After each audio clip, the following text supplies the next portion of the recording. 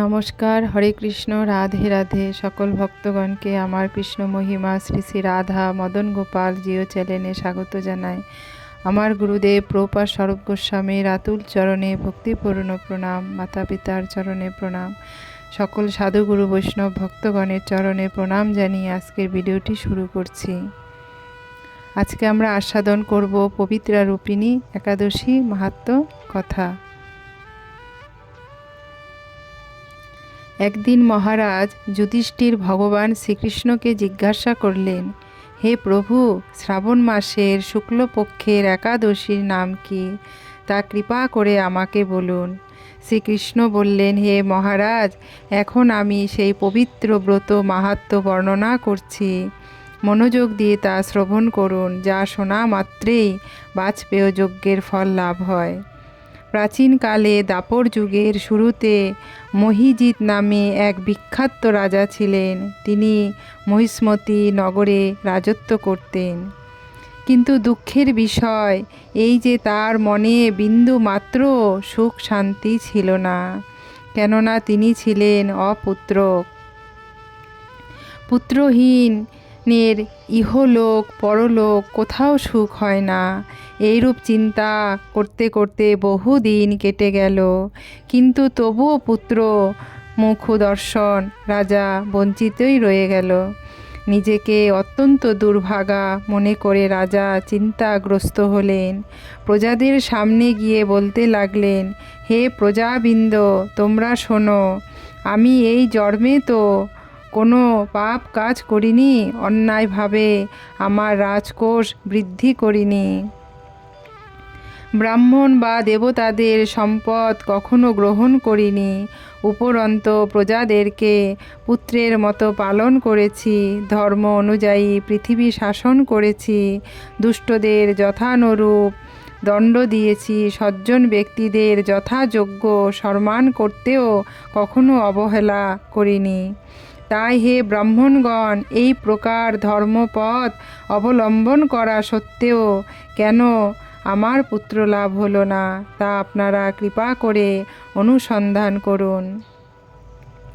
রাজার এই প্রকার কাতর উক্তি শ্রবণে ব্যথিত রাজভক্ত পুরোহিত ব্রাহ্মণগণ রাজার মঙ্গলের জন্য গভীর বনে ত্রিকালজ্ঞ মুনি ঋষির কাছে যেতে মনস্থ করলেন।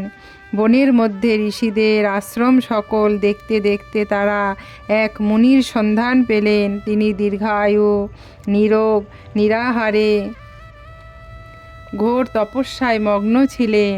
সর্বশাস্ত্র বিশারদ, ধর্মতজ্ঞ এবং ত্রিকালজ্ঞ সেই মহামুনি লোমশ নামে পরিচিত। ব্রহ্মার এক কল্প অতিবাহিত হলে মুনিবরের গায়ের একটি লোম পরিত্যক্ত হতো। এই কারণেই মহামুনির নাম লোমশ মুনি। তাকে দেখে সকলেই ধন্য হলেন। তারা পরস্পর বলতে লাগলেন যে, আমাদের বহু জন্মের সৌভাগ্যের ফলে আজ আমরা এই মুনিবরের সাক্ষাৎ লাভ করলাম। হরি বল।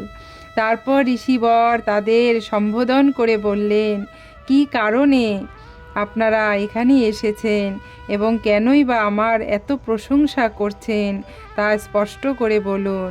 আপনাদের যাতে মঙ্গল হয় আমি নিশ্চয়ই তার চেষ্টা করব। ব্রাহ্মণেরা বললেন, হে ঋষিবর, আমরা যে উদ্দেশ্য এখানে এসেছি আপনি তা কৃপা করে শুনুন। এই পৃথিবীতে আপনার মতো শ্রেষ্ঠ ব্যক্তি আর কোথাও নেই। মহিজিৎ নামে এক রাজা নিঃসন্তান হওয়ায় অতি দুঃখে দিন যাপন করছে। আমরা তার প্রজা। তিনি আমাদেরকে পুত্রের মতো পালন করেন, কিন্তু তিনি পুত্রহীন বলে আমরা সবাই মর্মাহত। তার দুঃখ দূর করতে আমরা এই বনে প্রবেশ করেছি। হে ব্রাহ্মণ শ্রেষ্ঠ, রাজা যাতে পুত্রের মুখ দর্শন করতে পারেন, কৃপা করে তার কোনো উপায় আমাদের বলুন। তাদের কথা শুনে মুনিবর ধ্যানমগ্ন হলেন। কিছু সময় পরে রাজার পূর্বজন্ম বৃত্তান্ত বলতে লাগলেন। এই রাজা পূর্বজন্মে এক দরিদ্র বৈশ্য ছিলেন। একবার তিনি একটি অন্যায় কাজ করে ফেলেন। ব্যবসা করবার জন্য তিনি এক গ্রাম থেকে অন্য গ্রামে যাতায়াত করতেন। এক সময় জ্যৈষ্ঠ মাসের শুক্লপক্ষের দশমী দিনে কোথাও যাওয়ার পথে তিনি অত্যন্ত তৃষ্ণার্ত হয়ে পড়েন। গ্রামে প্রান্তে একটি জলাশয় তিনি দেখতে পান। সেখানে জলপানের জন্য যান। একটি গাভী ও তার বাছুর সেখানে জলপান করছিলেন। তাদেরকে তাড়িয়ে দিয়ে তিনি নিজেই জলপান করতে লাগলেন। এই পাপ কর্মের ফলে তিনি পুত্র সুখে বঞ্চিত হয়েছেন, কিন্তু পূর্বজন্মের কোনো পুণ্যের ফলে তিনি এই রকম নিষ্কণ্টক রাজ্য লাভ করেছেন, রাজা হয়েছেন। তাই এ মুনিবর, শাস্ত্রে আছে যে পুণ্য দ্বারা পাপ ক্ষয় হয়।